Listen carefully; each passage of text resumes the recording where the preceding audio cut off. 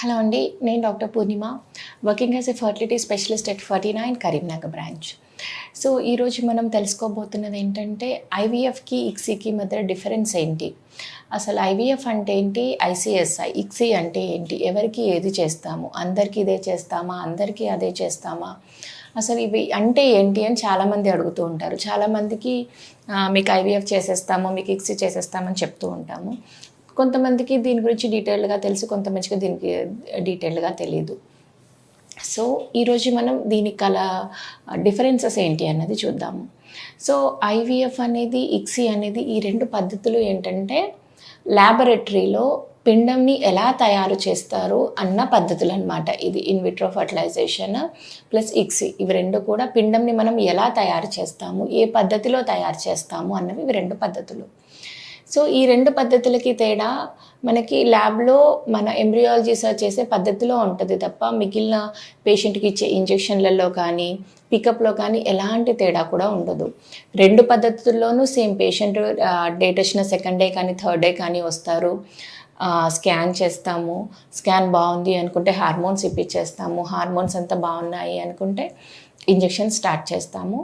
Injection start చేశాక ఎప్పుడైతే మనకి మంచి డామినెంట్ ఫాలికల్ ఎగ్ మంచిగా వస్తుందో, ఎగ్ మంచిగా వచ్చిన తర్వాత చిన్నగా మత్తు ఇంజెక్షన్ ఇచ్చేసి ఎగ్స్ అన్ని పికప్ చేస్తాము చిన్న నీడిల్ ద్వారా, పికప్ నీడిల్ ద్వారా.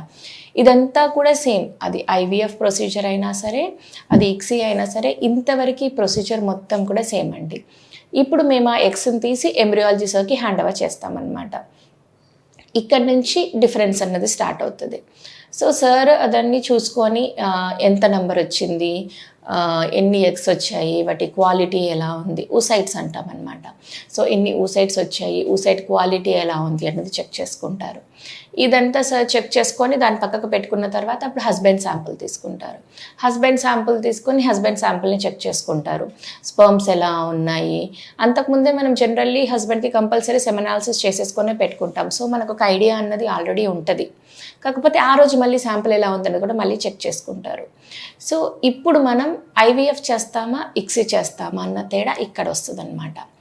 సపోజ్ ఇప్పుడు మనకి ఫీమేల్ నుండి వచ్చిన ఎగ్ మంచి క్వాలిటీలో ఉంది, మంచి నంబర్ వచ్చింది, అలానే హస్బెండ్ నుండి ఉన్న స్పర్మ్ కూడా మంచిగా వచ్చింది అనుకోండి. మంచిగా ఇన్ ద సెన్స్ మినిమం ఒక 10% కదలిక ఉండి, ఒక మినిమం ఒక 15 మిలియన్ వరకు కౌంట్ ఉంది అనుకోండి, ఓకే, దాన్ని మనం ఐవీఎఫ్కి తీసుకుంటాము. లేదు, ఒకవేళ ఫీమేల్కి అంటే వైఫ్కి ఎగ్స్ చాలా తక్కువ వచ్చాయి, 2-3 వచ్చాయి, ఎగ్ క్వాలిటీ కూడా బాగాలేదు, ఎగ్ క్వాలిటీ చాలా తక్కువ ఉంది, లేదా అంటే హస్బెండ్ కౌంట్ చాలా తక్కువ ఉంది, లేదంటే కదలిక చాలా తక్కువ ఉంది, కణాల క్వాలిటీ బాగాలేదు, స్పర్మ్ క్వాలిటీ బాగాలేదు, మార్ఫాలజీ బాగాలేదు, ఇట్లాంటప్పుడు ఏం చేస్తామంటే మనం ఇక్సీ చేస్తాము.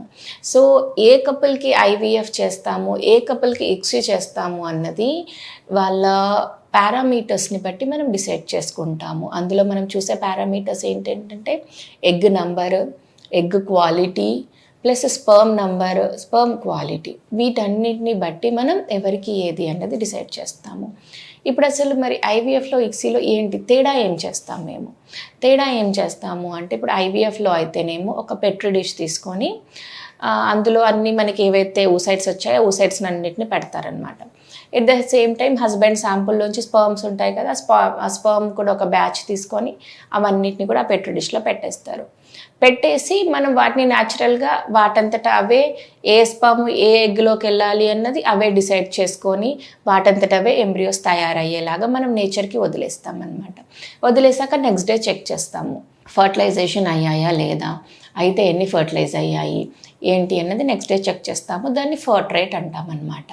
దాని తర్వాత సేమ్ మళ్ళీ 3వ రోజు ఎన్ని ఎంబ్రియోస్ వచ్చాయి, డే 3 వరకు ఎన్ని పెరిగాయి, నెక్స్ట్ డే 5 వరకు ఎన్ని పెరిగాయి అన్నది చెక్ చేసుకుంటాం. ఇది ఐవీఎఫ్. ఇప్పుడు మనం ఐసీఎస్ఐ ఇక్సీలో ఏం చేస్తామంటే, ఇక్సీ అంటే ఇంట్రోసైటోప్లాస్మిక్ స్పర్మ్ ఇంజెక్షన్. సో ఇక్సీలో ఏం చేస్తాము అంటే, మనం అనుకున్నాం కదా ఆల్రెడీ స్పర్మ్ చాలా తక్కువ ఉన్నాయి, నంబర్ తక్కువ ఉంది, క్వాలిటీ తక్కువ ఉంది అనుకున్నాం కదా. ఇప్పుడు ఇక్కడ ఎంబ్రియాలజిస్ట్ పాత్ర వస్తుంది అనమాట. ఆయన ఏం చేస్తారు అంటే స్పర్మ్ శాంపుల్లోంచి సెలెక్ట్ చేసుకుంటారు, ఏ స్పర్మ్ బాగుంది, ఏది మార్ఫాలజీ బాగుంది, ఏది మంచిగా తయారైంది, ఏది కదలిక బాగుంది అన్నది ఎంబ్రియాలజిస్ట్ చూసుకొని సెలెక్ట్ చేసుకొని ఆ స్పర్మ్ని పట్టుకొని ఈ ఊసైట్లోకి ఇంజెక్ట్ చేస్తారనమాట. అంటే మనమే మాన్యువల్గా మంచిదాన్ని సెలెక్ట్ చేసి ఊసైట్ లోపలికి ప్రవేశపెడుతున్నాం అన్నమాట. సో దీన్ని మనం ఐసిఎస్ఐ అంటాము. సో ఇట్లాగా మనకు మాన్యువల్ సెలెక్షన్ అన్నది అవుతుంది కాబట్టి మనకు మంచి ఫలదీకరణ జరిగే అవకాశం, అంటే మంచిగా ఫర్టిలైజేషన్ జరిగే అవకాశాలన్నీ ఉంటాయన్నమాట. దీనికి కూడా దాని తర్వాత సేమ్ మనం పట్టుకొని ఇక్సీ మెషిన్ అన్నది ఉంటుంది అనమాట. ఇక్సీ మెషిన్ మీద ఈ 2 సైడ్స్ ఇటు స్పర్మ్స్ పెట్టుకొని ఒక సైడ్ తీసుకొని అందులోకి ఒక స్పర్మ్ని ఇంజెక్ట్ చేస్తారు, పక్కన పెడతారు. మళ్ళీ సేమ్ ఇంకో సైడ్ తీసుకుంటారు, ఎగ్ తీసుకుంటారు, అందులో స్పర్మ్ పెడతారు, పక్కన పెడతారు. ఇలా అంతా అయిపోయాక మళ్ళీ నెక్స్ట్ డే మళ్ళీ చెక్ చేస్తారు. ఇలా చేశాక మరి ఎన్ని ఫర్టిలైజ్ అయ్యాయి ఏంటి అన్నది మళ్ళీ చెక్ చేసుకుంటారు. దాని తర్వాత మళ్ళీ 3rd డే ఎన్ని పెరిగాయి, 5th డే ఎన్ని పెరిగాయి, సేమ్. సో మనకి ఎక్కడ తేడా వస్తుంది అంటే ఎగ్ లోపలికి స్పర్మ్ పోవడం అన్నది న్యాచురల్గా వదిలేస్తున్నామా, లేదా మనమే మాన్యువల్గా ఏది మంచి స్పర్మ్ అని సెలెక్ట్ చేసి దాని లోపలికి ఊసైట్లోకి పెడుతున్నామా అన్నది మాత్రమే తేడా. అది ఐవీఎఫ్కి ఇక్సీకి తేడా ఇక్కడ వస్తుంది. దీని తర్వాత ప్రాసెస్ అంతా కూడా సేమే. మళ్ళీ డే 3 రోజు చెక్ చేయడం, డే 5 రోజు చెక్ చేయడము, ఎంబ్రియోస్ని ఫ్రీజింగ్ చేయడము, ఈటీ, అందులో ఎక్కడా కూడా తేడా రాదు. ఈ selection process sperm selection natural సెలక్షన్కి నేచర్కి వదిలేస్తామా, లేదంటే మాన్యువల్గా సెలెక్ట్ చేసి మనం ఎగ్గులోకి వాళ్ళు ప్రవేశపెడతామా అన్నది మాత్రమే ఐవీఎఫ్కి ఇక్సీకి ఉన్న తేడా. నెక్స్ట్ ఫర్టిలైజేషన్ రేట్స్లో కానీ, ఫర్టిలైజేషన్ రేట్స్ కొంచెం ఇక్సీలో ఎక్కువ ఉంటాయి. ఎందుకు అంటే మనం మంచి స్పర్మ్ని మనం సెలెక్ట్ చేస్తున్నాం కాబట్టి, ప్లస్ ఎవరికైతే బ్యాడ్ క్వాలిటీ ఇదంతా ఉంటుంది కాబట్టి అట్లాంటి వాళ్ళకి కొంచెం ఫర్టిలైజేషన్ రేట్ ఎక్కువ ఉంటే ఏంటంటే వాళ్ళకి ఇంకొంచెం హెల్ప్ అవుతుంది. సో అట్లాగా మిగిలిన ప్రాసెస్ అంతా కూడా సేమే ఉంటుంది. ఈ స్టెప్లో మాత్రమే ఐవీఎఫ్కి ఇక్సీకి తేడా వస్తుంది అనమాట. సో మీరు ఇక్సీ చేస్తాము అనగానే అరే ఇంకేదో చేసేస్తా అంటున్నారు మేడం వాళ్ళు, ఇంకేదో చేస్తా అంటున్నారు సార్ వాళ్ళు అని చెప్పి టెన్షన్ పడకండి. ఐవీఎఫ్ అంటే ఇది, ఇక్సీ అంటే ఇది.